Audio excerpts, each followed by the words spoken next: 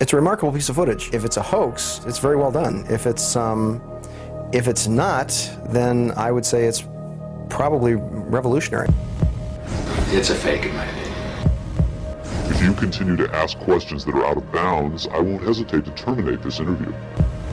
This is powerful because this is not a staged event. This is real.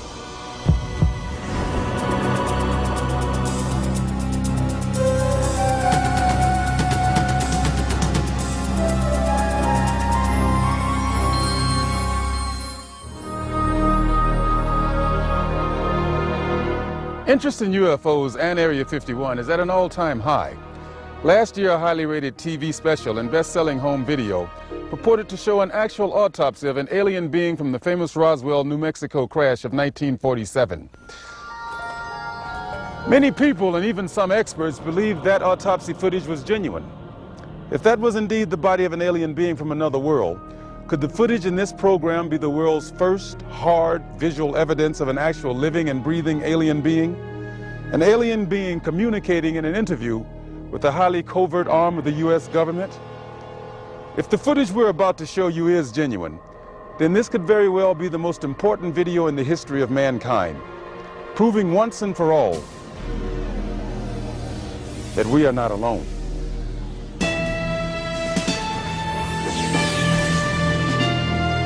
Within Nevada's Nellis Air Force Range, protected by the tightest security in the world, is the Groom Lake Test Site, aka Dreamland, aka Area 51. An installation so secret, the government cryptically acknowledges its existence only as an operating location. Until recently, the military flat out denied the presence of such a base. It has served as the testing ground for many secret research and development projects, such as the U-2 and SR-71 Blackbird spy planes, the F-117A stealth fighter, and now the SR-75 penetrator, the super-secret replacement for the SR-71. Every morning, a select group of specialists with high security clearances, some reportedly as high as 38 levels above top secret, arrive at McCarran Airport in Las Vegas to be flown to Area 51 aboard a Boeing 737. From the time they leave the ground until they return to Las Vegas at the end of each working day, they enter a world no outsider can ever truly know, except through rumor and the occasional shocking revelation. In 1989, a physicist named Robert Lazar went public with the stunning claim that the United States government was test flying dish-shaped aircraft of extraterrestrial origin at Area 51. Interviewed in silhouette by a Las Vegas TV reporter, Lazar, calling himself Dennis, claimed to be employed at a site on the outskirts of Area 51 known as S4, where he was part of a team attempting to back-engineer the saucers to discover the secret of their advanced propulsion system. It was a very sleek, thin-looking, flying saucer-shaped craft. There were 9 total. I only got to essentially work, back engineer, or analyze one of the craft. It's very plain. It's all one solid color, a grayish pewter color, the same color as the outside of the craft. There are no sharp corners anywhere. Every device in the craft, the seat, the amplifier housings, everything has a rounded corner on it, almost as if it was all fashioned out of wax and then slightly melted, so everything curved, even where the ceiling meets the floor on the end. Everything has a curve to it. Very, very plain, very wide open, very impractical use of space. And there are 3 levels. The lower level houses the amplifiers themselves that swing, the 3 of them. The center level is where you enter the craft, where the seats and the amplifiers are, and the top level is a small area, and I did not have access to that, so I don't know what's up there. Absolutely alien craft, there's no question about it. Well, first of all, the scope of the project was to back engineer it. If they were United States craft, we wouldn't be going backward trying to find out how they were built if we had built them. Second of all, the size of the equipment inside, the size of the seats, the materials that were in use, completely alien to us, pardon the pun, and the fuel, element 115, essentially non-existent. All these factors together, and of course the briefing information stating that they were alien craft.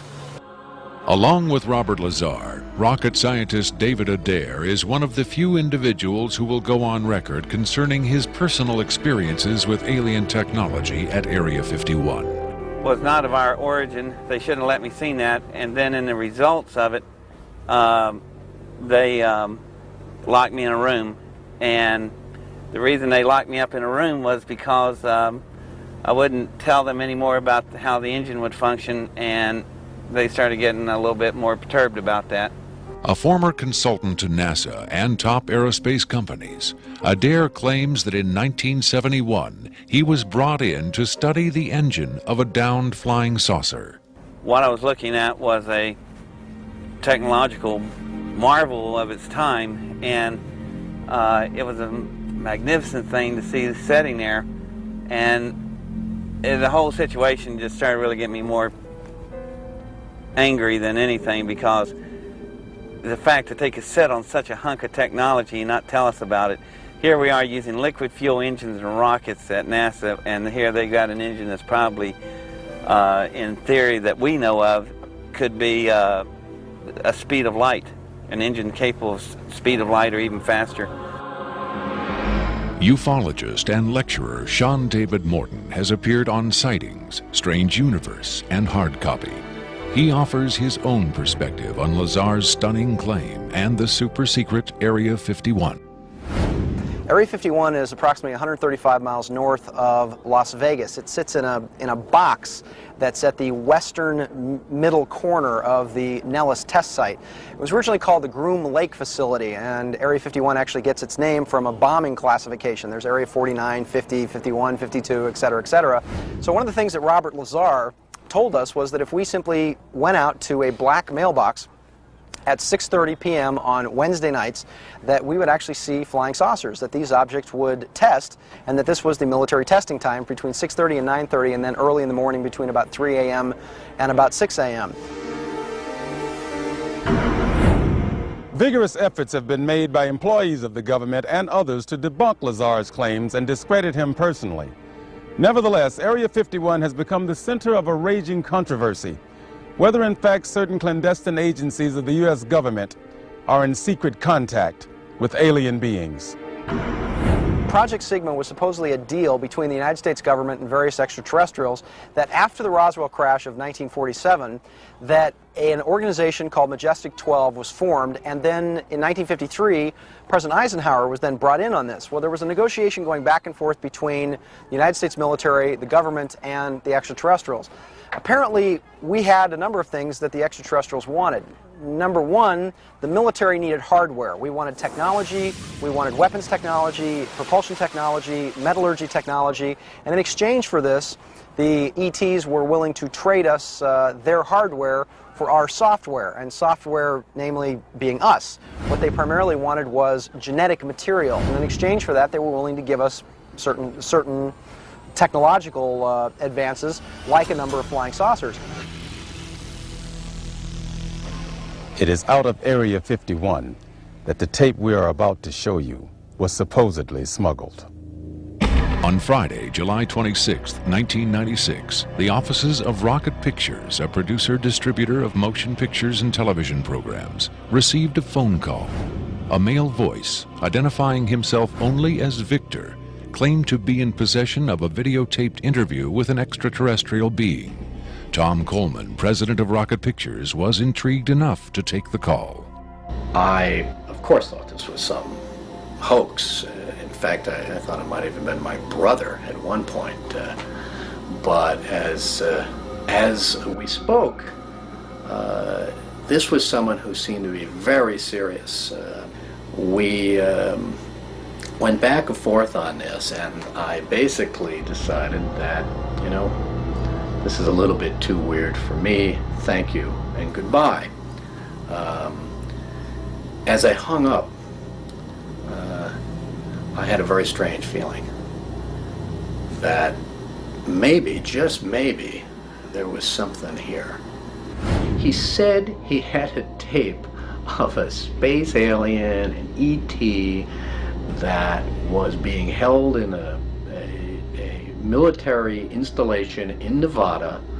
I'm not sure as a prisoner or a guest.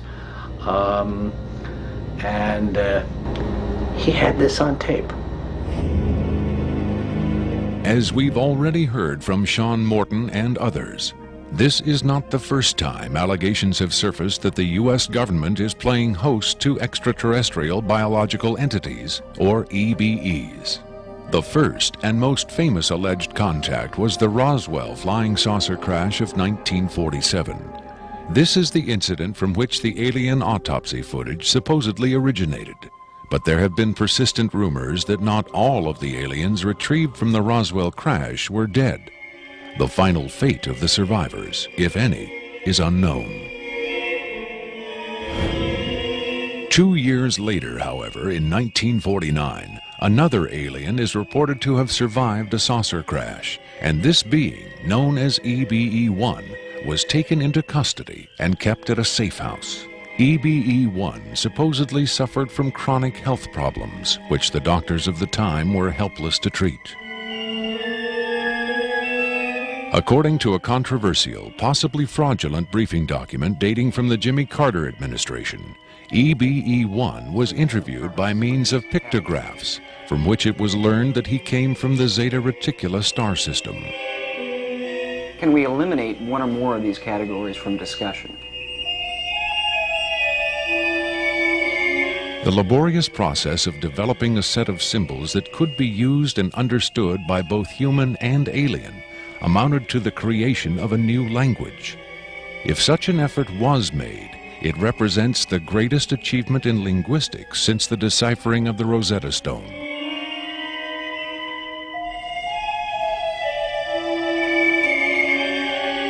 That such an achievement would be kept secret illustrates the hysterical paranoia of the time as the Cold War intensified under the threat of nuclear annihilation.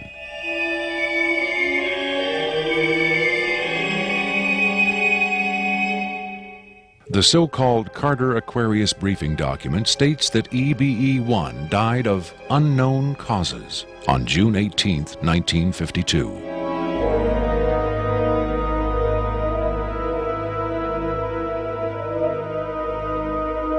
Skeptics who doubt the authenticity of the Carter Aquarius document find it unbelievable that highly advanced alien beings would allow one of their own to die under the primitive medical care of a species that had barely begun to conquer its own diseases.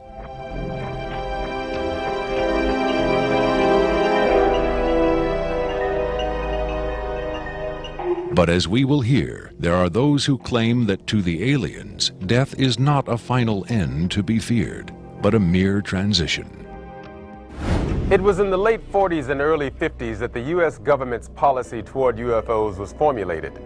Publicly, there was Project Blue Book, which made a great show of gathering data on all the major UFO sightings, finally declaring them all to be hoaxes, mass hysteria, or swamp gas. But secretly, there may have been another policy at work. Over the years, several documents have come to light which seemingly confirm that a clandestine group, Operation Majestic 12 Group, aka MJ-12, was formed by special classified presidential order on September 24, 1947, for the express purpose of gathering information on UFOs and extraterrestrials, while at the same time keeping such information not only from unfriendly powers, but from the American public as well. If indeed Area 51 has become the nation's repository for alien technology and possibly alien visitors, then the extra-constitutional justifications for such secrecy were developed in the MJ-12 Group's planning sessions. James B. Forrestal, Secretary of Defense under President Harry Truman, is widely accused of being the mastermind behind the creation of MJ-12. Once created, Majestic may have expanded its mandate beyond what Forrestal had intended. Whatever secrets Forrestal may have known concerning flying saucers and alien visitors, that knowledge died with him when in 1949 he mysteriously plunged to his death from a window at Bethesda Naval Hospital. Though he was being treated for depression, many UFO researchers doubt that his death was a suicide and point to the sinister workings of the possibly mythical MJ-12, which in their hypothesis may have been protecting its secrecy from a man who had come to believe the people had a right to know. As late as 1989, according to Bob Lazar, the identification badges at Area 51 read MADGE for Majestic. In December 1994, a document purporting to be the Majestic 12 Group Special Operations Manual was leaked to a noted UFO researcher. It contains the following directive under the heading Isolation and Custody. EBEs will be detained by whatever means are necessary and removed to a secure location as soon as possible. There follows this disturbing amplification. Although it is preferable to maintain the physical well-being of any entity, the loss of EBE life is considered acceptable if conditions or delays to preserve that life in any way compromise the security of the operations. From the beginning of the UFO age, it seems, secrecy was always the government's prime directive. In 1988, another anonymous government source, codenamed Falcon, claimed that a second extraterrestrial biological entity, EBE-2, voluntarily became a guest of our government, allowing himself to be examined and interviewed. In this scenario, Area 51 became, for a time at least, a sort of extraterrestrial embassy, the setting for mankind's first attempt at diplomacy with beings from another world.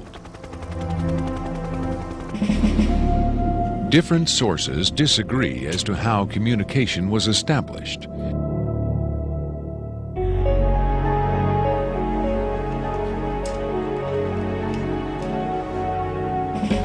There is universal agreement that the EBEs are incapable or unwilling to speak human language. In addition to the pictographs used by EBE-1, it has been reported by Falcon that in the early 1950s, EBE-2 was fitted with some sort of artificial voice box, allowing him to speak words, and that he learned the English language very rapidly. Other sources doubt this story, however. By our kind, do you mean we Americans? What has been reported most persistently is that the aliens communicate via thought projection, or telepathy. Would have been tortured, made to give up their secrets, instead of questioned in this friendly manner. We cannot be forced to communicate. Has it been tried? Not by us. We speak to who's ever willing to listen. The idea of telepathic communication with alien beings carries with it the same doubts and controversy attached to telepathy itself. Do the practitioners of this ancient art really have the ability to read minds?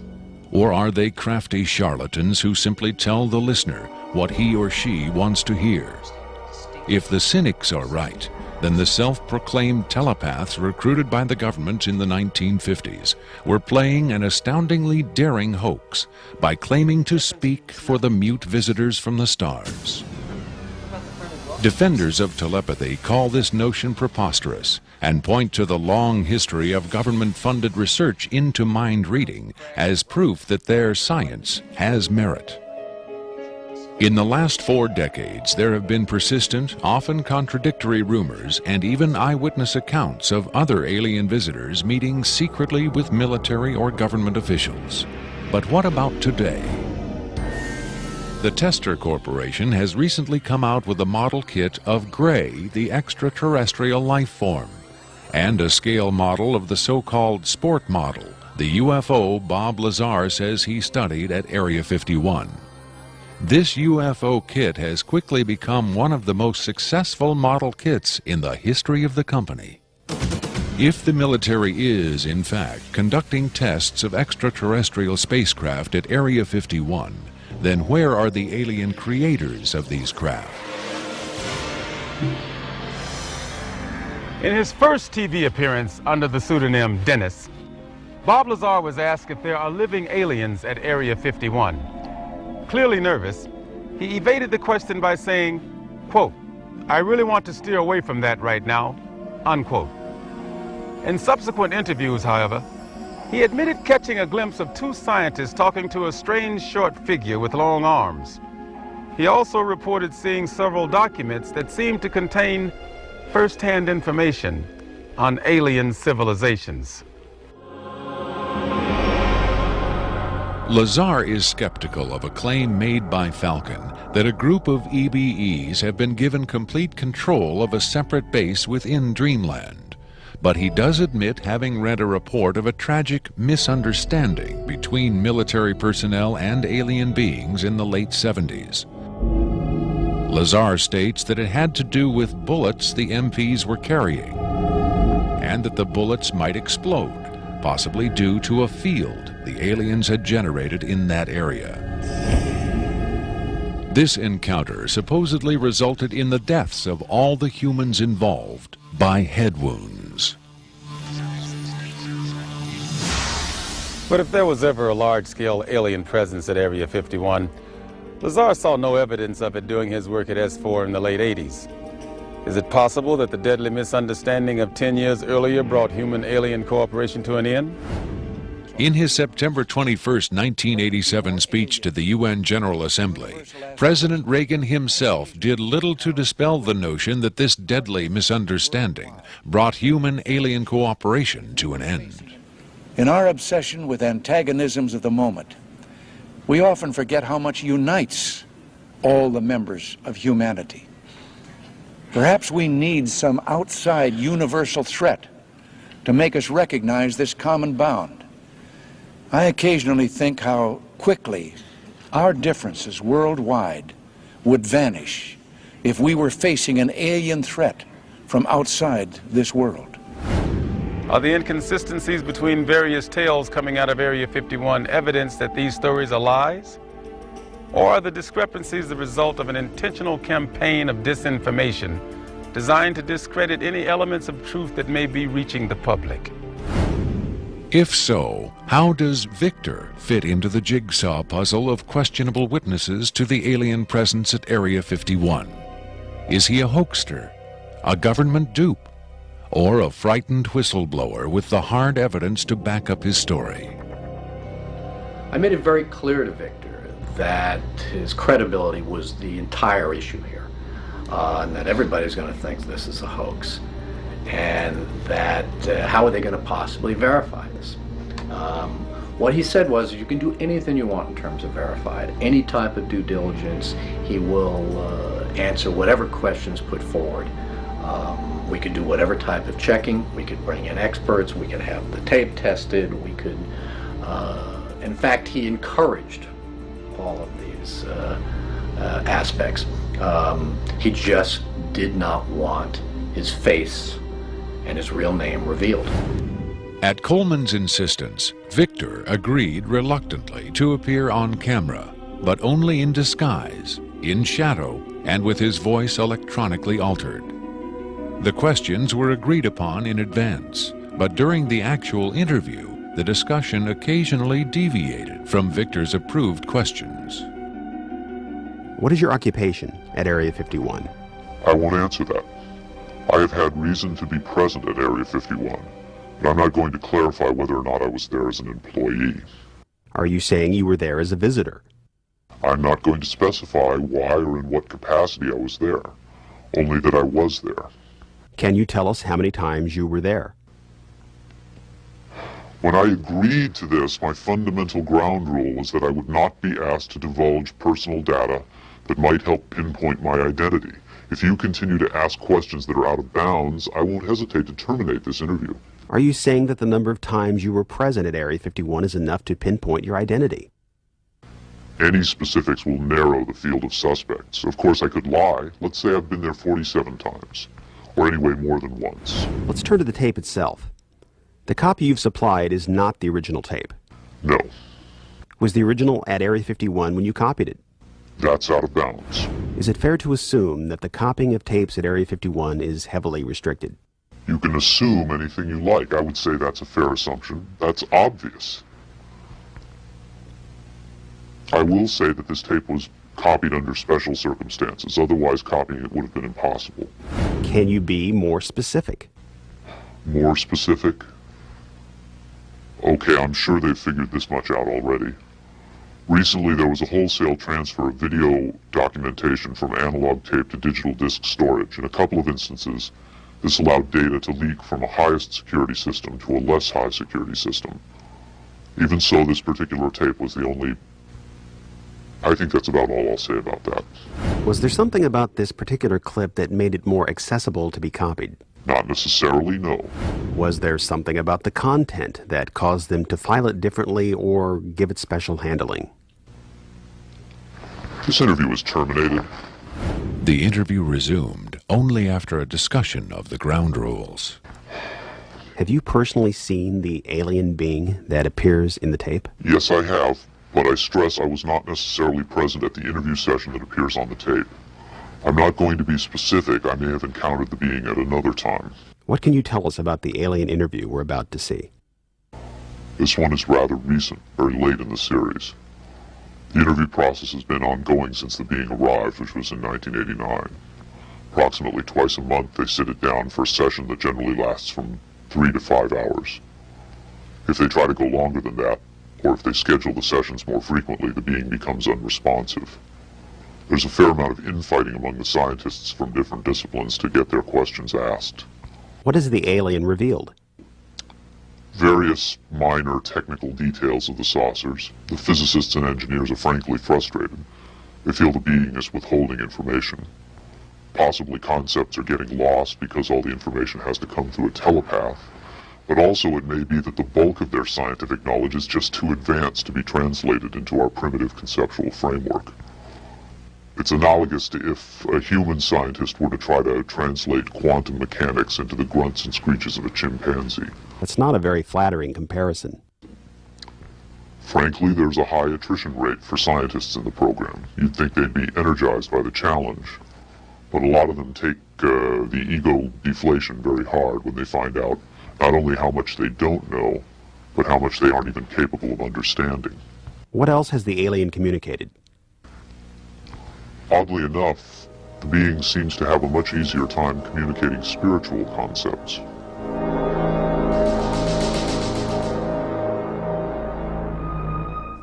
The human body is a vehicle, a vessel. The vessel must be maintained to serve the spirit with maximum efficiency. But a broken vessel can be replaced. The human spirit, or the soul, can have many vessels. Is the process natural or technological? Both are one. Technology is a natural excrescence of humanity. Technology is a process the vessel uses to perfect itself. So this transference of the soul from vessel to vessel, did your kind create the mechanics of it, or is it a natural...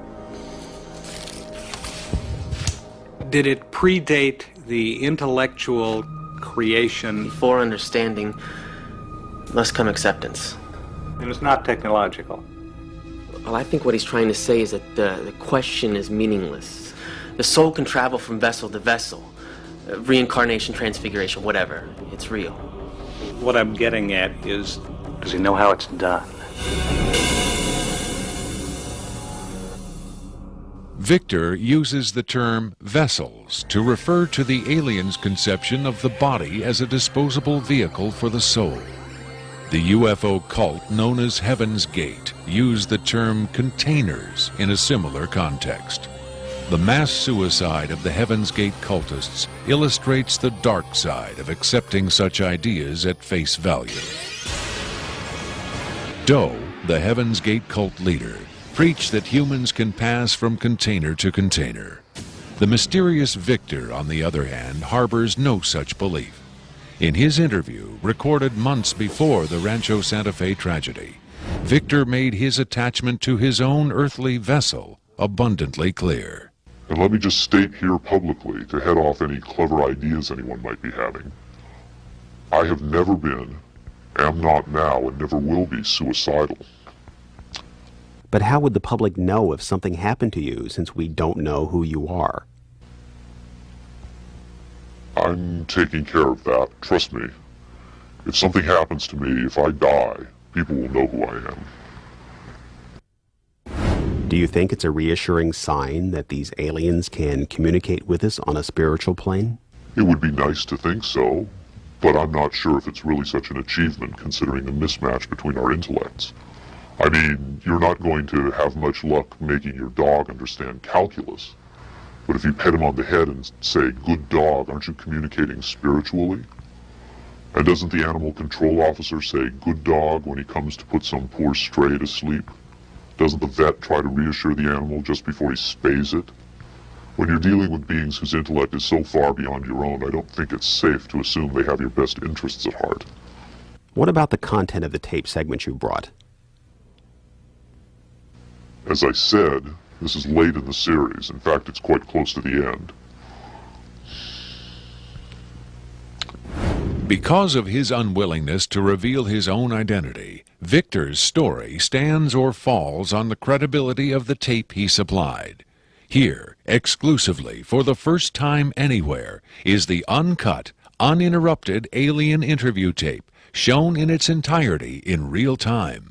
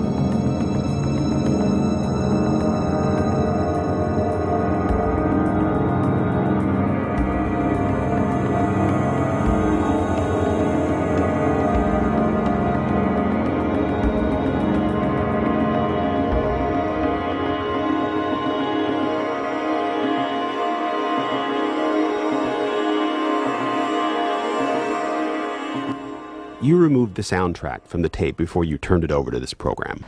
That's correct. I can't allow the voices of the project personnel to be heard by the general public. There's a very good chance their family or friends on the outside might recognize them. Isn't your purpose in releasing this tape to expose Area 51 to the world? My purpose is to expose the existence of the aliens, not compromise these individuals. I made the decision to come forward. I'm taking precautions to protect my own identity, and I don't think it's fair for me to put these others in danger of exposure. In any case, the interview on the tape went nowhere. It was interrupted, as you'll see. Can you describe for us what we're seeing?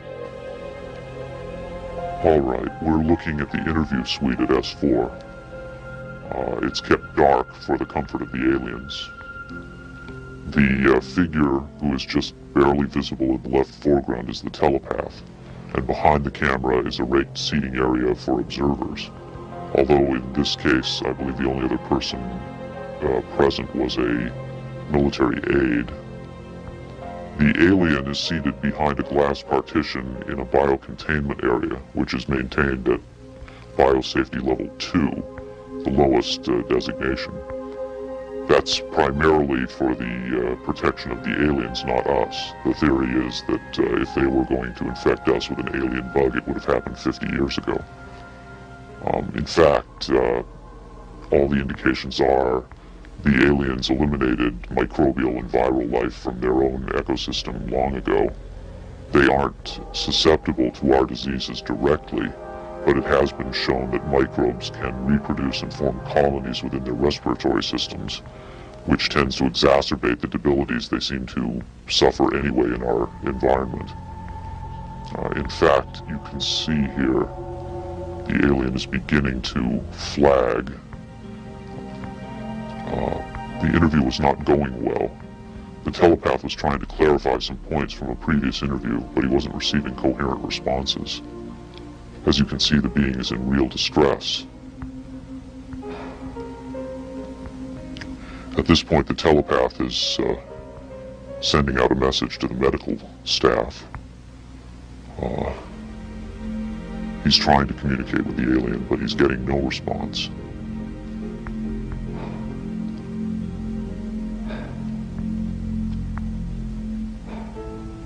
There's very little he can do. There's no direct connection between his space and the biocontainment area. That's the aide stepping in on the right. The medical staff should be there by now. They're slow in responding. There they are.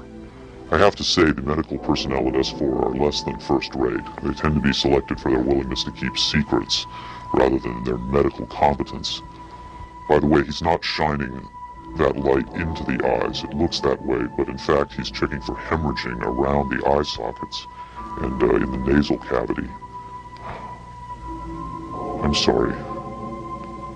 It's very hard for me to watch this.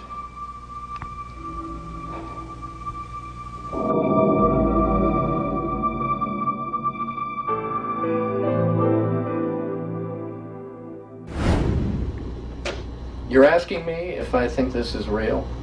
That have I finally seen a space alien? You know, I don't know. But I do know this. I know that this is not a tricked up version like the Alien Autopsy. It doesn't attempt to distract you away from the alien. It doesn't have that cinema verite, black and white. It doesn't go to great lengths to try to fool the audience. It's straight ahead. It's an alien on tape. Pretty much the way you'd probably film it. The point is this: what if it is real? In evaluating the authenticity of the alien interview tape, the logical place to begin is with the videotape itself. What can the technical details of this recording tell us about its origin? Rocket Pictures sent Victor's original tape to the Phoenix laboratory of renowned image analyst Jim Delatoso. Using the most up-to-date digital technology, Delatoso tried to determine the tape's authenticity. I've been exploring, looking at different aspects of the image itself to develop questions for a matrix on is it real or is it fake. I grabbed a frame in the computer and we're outputting it now in digital format, and you can see that we have an absolutely solid picture. What we've done is taken the picture and moved it over so that we can look at the information that's in between the frames. Now, when we look at the motion video, we can see that it still is not bad. And when we have this little indicator down here, it tells me that the original image was transferred using some kind of time-based corrector. These are video screens up here, television, video monitors, and they're off at an angle. If this was shot using a video camera with lines on it, we would see moire patterns up there, and we don't see the moire patterns.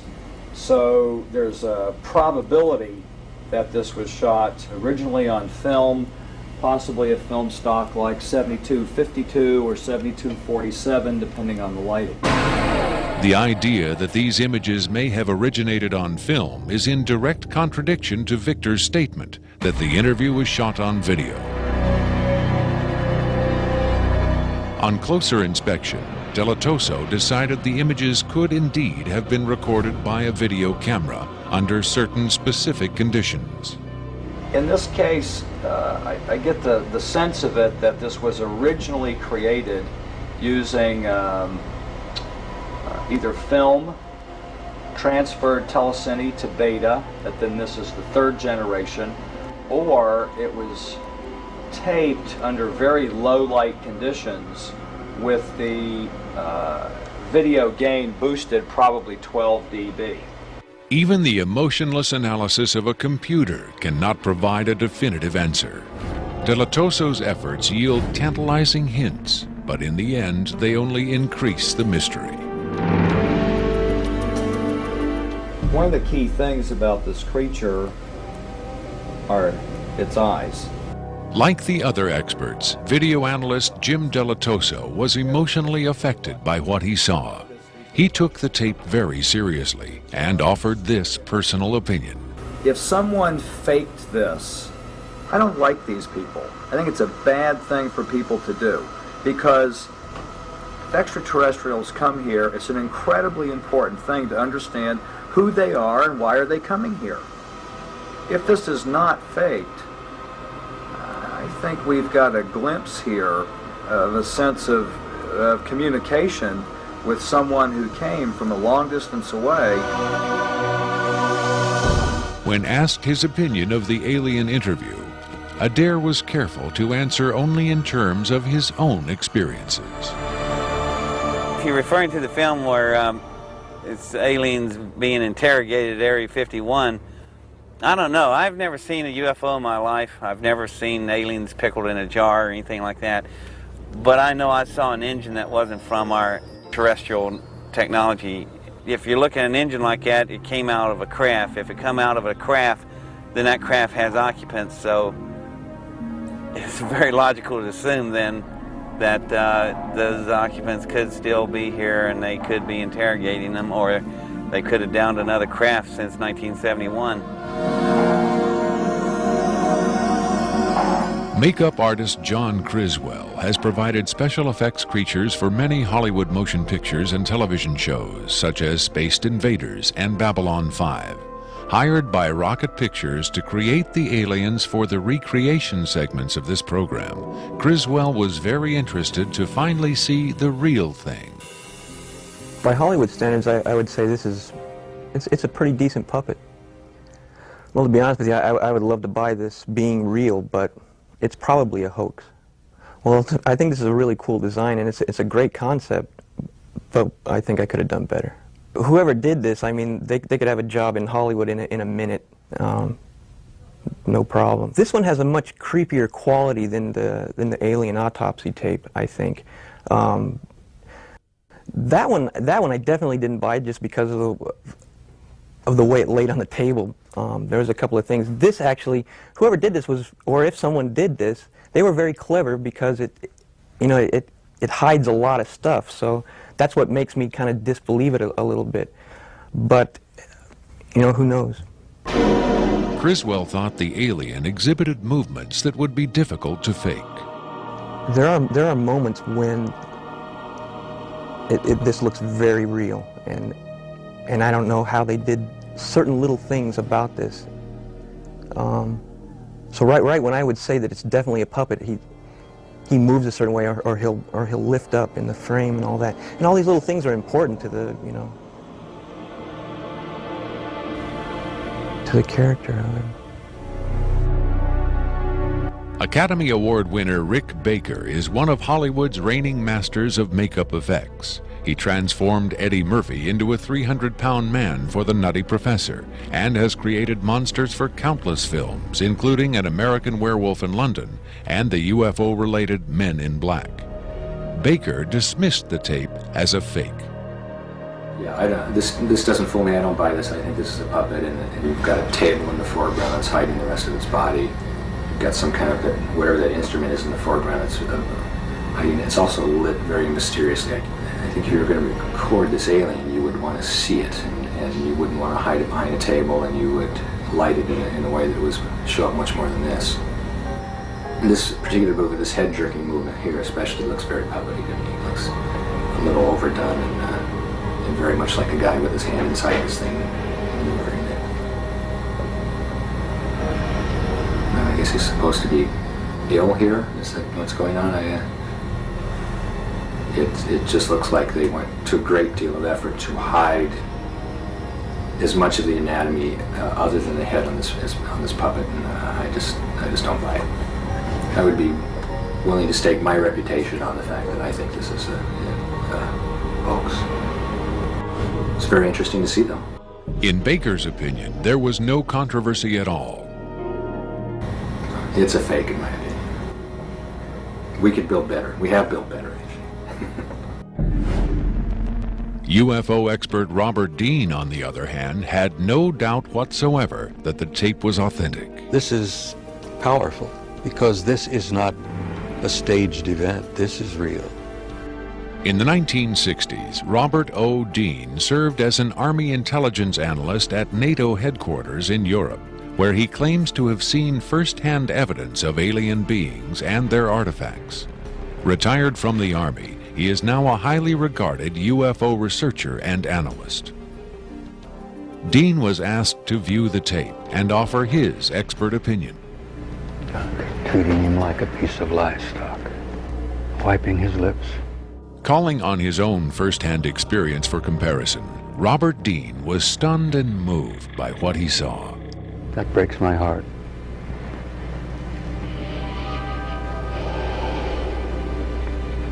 I think you've got yourself a piece of legitimate footage here, and I think you've got your hands on some pretty sensitive material. I don't know how the hell you got this. I don't know who you got it from, and frankly, I don't want to know who you got it from. But you got yourself a tiger by the tail with this footage. I would say, and I know that that's one of the things you ask of me, is that you've got yourself some legitimate footage of one of the little guys being interrogated and filmed. And there's a reality to it, and there's a sensitivity to it that literally breaks my heart. But I tell you very strongly, you've got something here that is very sensitive. Well, I know that the level of classification on this kind of a thing is so far damned above top secret that you can't imagine how sensitive this kind of thing is, and how delicate it is, and how tightly the government sits on anything like this. Sean Morton looked for clues to the tape's authenticity in the technical details of the interview's setting. Okay, there's a couple of interesting things about the tape right off the bat. Morton tried to decipher the time code at the bottom of the screen. First off, what you're looking at in the time code is DNI's Department of Naval Intelligence. So Department of Naval Intelligence, this would probably be a file number 27. It could be a security level, however, because security levels are supposedly go up to Q36, or the highest ones that we know about. The first interesting thing about that is that I'm noticing what looks like a medical monitor, and look at how slowly and erratic the heartbeat is. The heartbeat is literally 1, 2.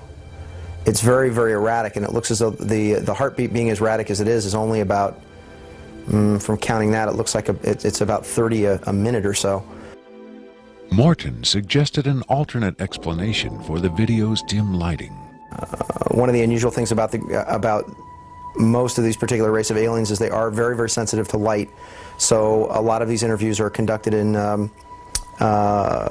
very darkened rooms. To Morton's eye, many features of this alien dovetailed with accounts of other first-hand contactees. Another strange thing about the physiognomy of these creatures is, as well, is if you will notice that the neck itself is not at the back of the head like a human being is. The neck is actually in the center of the head, which is what actually gives it problems holding its head and its neck up. Whatever this is, it's being taken, the interview is actually being done through a piece of glass, which is probably something somebody faking the photographs probably wouldn't think about.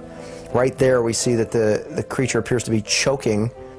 The dark eyes, in many cases, are actually a form of lens that guards the creature against untoward sunlight. It's a remarkable piece of footage. I mean, it's very, very, very, very interesting. If it's a hoax, it's very well done. If it's not, then I would say it's probably revolutionary. Another expert who was asked to examine the tape was Michael Hesseman, one of Europe's leading UFO researchers and author of the international bestseller Beyond Roswell. When I got the first information about the alien interview footage, and when I saw the first picture, I said there might be a connection to a real incident. Hesseman was intrigued both by the alien's appearance and by Victor's claim that the being arrived at Area 51 in 1989. If it is authentic, it might be the most significant film ever published, ever shown on television. For several years now, Hesseman has been investigating reports that the South African Air Force shot down a flying saucer in the Kalahari Desert in 1989. According to Hesseman's sources, 2 survivors were retrieved from the downed saucer. One was sent to Wright-Patterson Air Force Base in Ohio, and the other to Area 51. The extraterrestrial in Victor's tape bears a striking resemblance to descriptions of the Kalahari ET, and the timing of its appearance at Area 51 is consistent with the South African incident. If you see the drawings we have of the Kalahari alien and the descriptions we have, it seems to be the same being. And the Kalahari incident puts the alien interview footage into a context and gives it at least a probability that it might be real. It might be the real stuff, we just don't know. Whitley Strieber, best-selling author of Communion, claims to have had numerous personal contacts with alien beings. He has become the de facto spokesman for the growing number of people who claim to have been abducted by extraterrestrials. The nationally syndicated television program Strange Universe asked Strieber and several other abductees to view the alien interview tape. What Strieber saw left him profoundly shaken.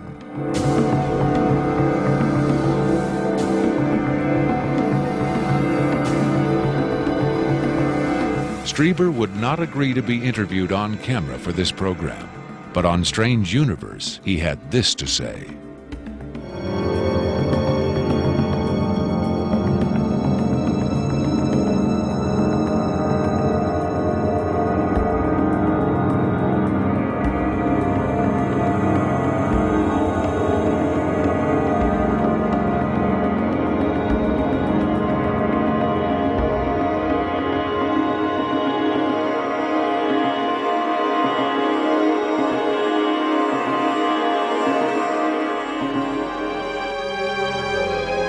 On May 23, 1997, Victor gave a radio interview on the nationally syndicated show Coast to Coast AM with Art Bell. Speaking by telephone from an unknown location, Victor answered questions from host Art Bell and his guest, UFO expert Sean Morton. From the Kingdom of Nye, Coast to Coast AM continues with Art Bell. It is going to be a very interesting morning. Let's see if we've got Victor on the line. Victor, are you there? I'm here. Welcome to the program, Victor. Afterwards, this is what Bell and Morton had to say about Victor's credibility. What a hell of an interview, huh? Boy, oh boy, talk about making history on the radio. It was, as far as I could tell, he answered every question properly as far as exactly where the locations are, to the, descriptions of the, the transports, the 737s, to the CTS-43s, the retinal scans, the 5 levels at S4. A veteran of countless controversial interviews, Art Bell still found himself impressed by his encounter with Victor. In the first, I think, half hour, I sensed that I was getting a kind of a runaround, or that I was not satisfied with the quality of the answers that I was being given. But as the interview progressed, and Victor, to some degree, began to relax, I began to get a different sense, and that was that he was telling me the truth. I think Victor was scared. I think Victor really is scared. And so my judgment of the interview after about the first, maybe 20 minutes, half hour, is that we began to get some real information. It was a significant milestone. Now, there's no question about that in broadcasting.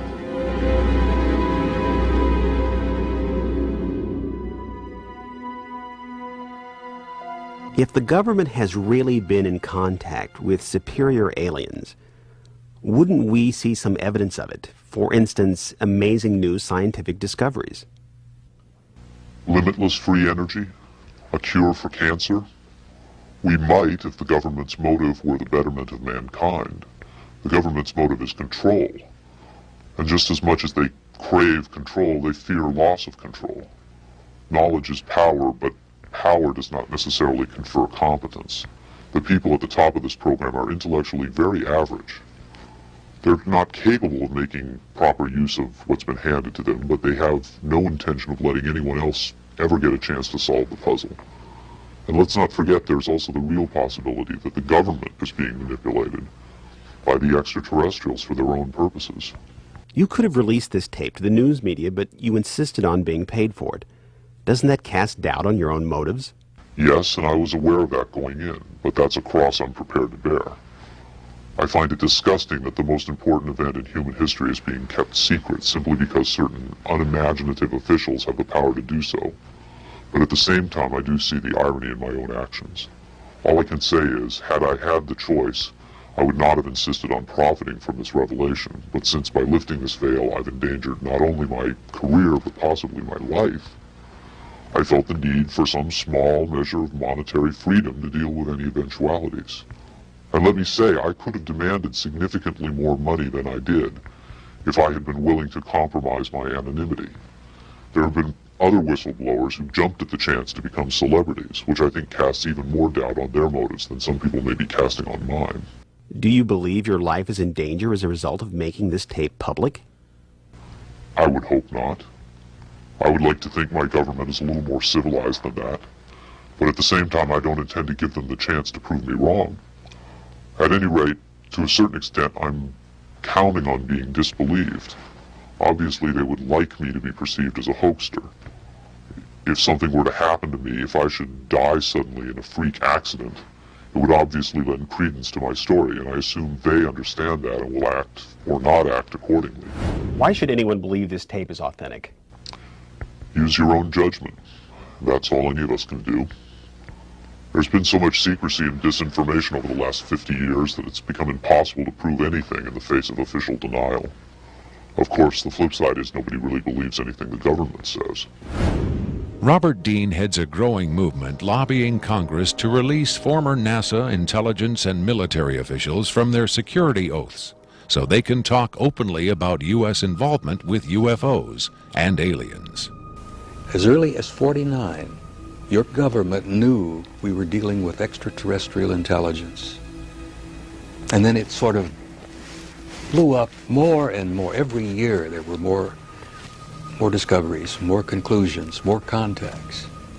And as you probably know, we have indeed retrieved crashed hardware, and we have reverse engineered it, and we have indeed been flying some of that hardware in this base not too many miles outside of Nellis, near Las Vegas.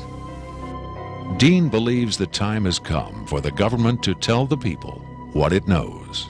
The truth has got to come out. We're over 30 years too late. The people not only have a right to know, they have a need to know. And damn it, I stand in this belief, and I will say this and stand by this till the day I die. Congress has the responsibility, Congress has the obligation to the people, to the Constitution, and to the nation.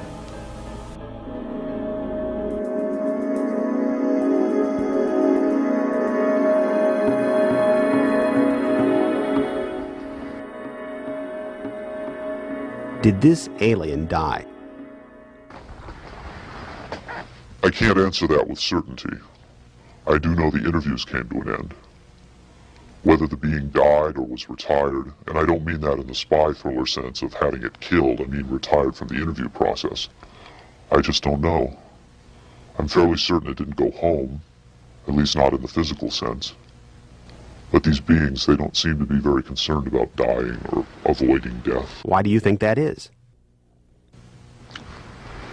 Maybe they know what comes after death with more confidence than we do. Maybe there's another vessel waiting for them on the other side. The other side? Yes, which may in fact be where they come from in the first place. I've heard the claims that they come from Zeta Reticula or the Pleiades, but it hasn't been established that they come from out there at all. Their saucers may not travel through space as we know it. They may fold in from another dimension, another reality. You make them sound almost supernatural, like angels or devils. Supernatural is just a term for aspects of nature we don't understand.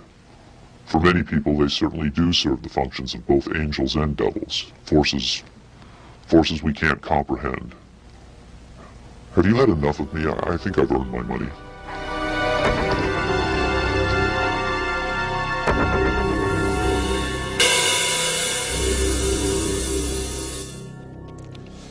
Is seeing believing?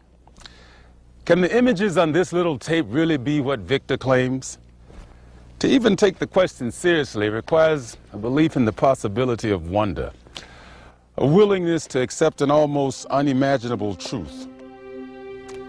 It's far easier and safer to label it a hoax. I'm standing on Nevada Highway 375. America's official extraterrestrial highway, redesignated last year by the legislature in acknowledgement of the worldwide fame that has become attached to this desolate spot. Beyond those mountains is Area 51, the most widely discussed secret place on Earth. Whether as a hoax or mind-expanding revelation, this alien interview is now a part of the Area 51 legend. There will come a day when the secrecy at Area 51 ends. When that day comes, then we will know whether this tape was real and what the true motive was for its sudden appearance. Until then, we can only speculate, investigate,